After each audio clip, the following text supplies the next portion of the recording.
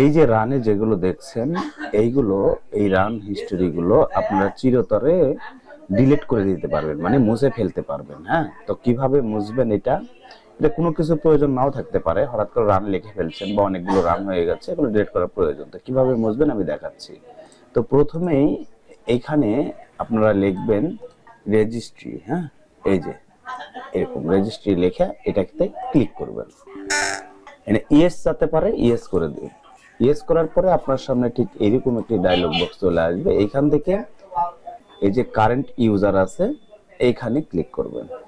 এইখান থেকে আপনি সরাসরি সফটওয়্যারে যাবেন।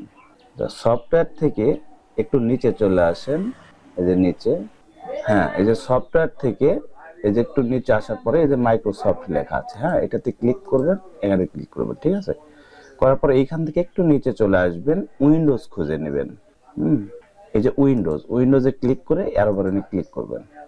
ঠিক আছে, এখানে ক্লিক করার পরে এখান থেকে কারেন্ট ভার্সন, হ্যাঁ এইটাতে ক্লিক করবেন। তো এখানে অ্যারো বাটনে ক্লিক করবেন, করার পরে এইখান থেকে এক্সপ্লোরারে যাবেন। হ্যাঁ, এক্সপ্লোরার, এই যে এক্সপ্লোরার এইখানে ক্লিক করবেন। এইখান থেকে ক্লিক করার পরে এই যে রান এমআরইউ এখানে ক্লিক করবেন। এই যে এইখানে যেগুলো আছে এইগুলো এইভাবে সবগুলো ধরেই ডিলিট করলেও হবে, কিংবা একটা একটি করে ডিলিট করলেও হবে। যেমন দেখেন এখান থেকে আমি আমার এখানে একটু দেখাই, দেখেন এখানে এটা আছে, এটা আমি ডিলিট করে দিচ্ছি। ঠিক আছে, তারপরে হচ্ছে এদের ট্রি আছে, ট্রি ডিলিট করে দিব।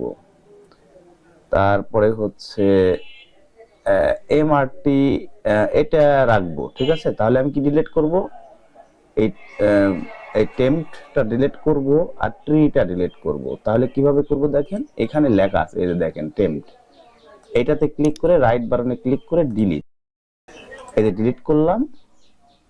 তারপরে হচ্ছে এইখান থেকে এমআরটি থাকবে, ট্রিটা ডিলিট করব, এই যে ট্রি, ট্রি এটা ধরে রাইট বাটনে ক্লিক করে এটা ইয়েস করে দিলাম, বাস এটা ডিলিট হয়ে গেছে। আমি এখন এই রানে দেখাচ্ছি, দেখেন।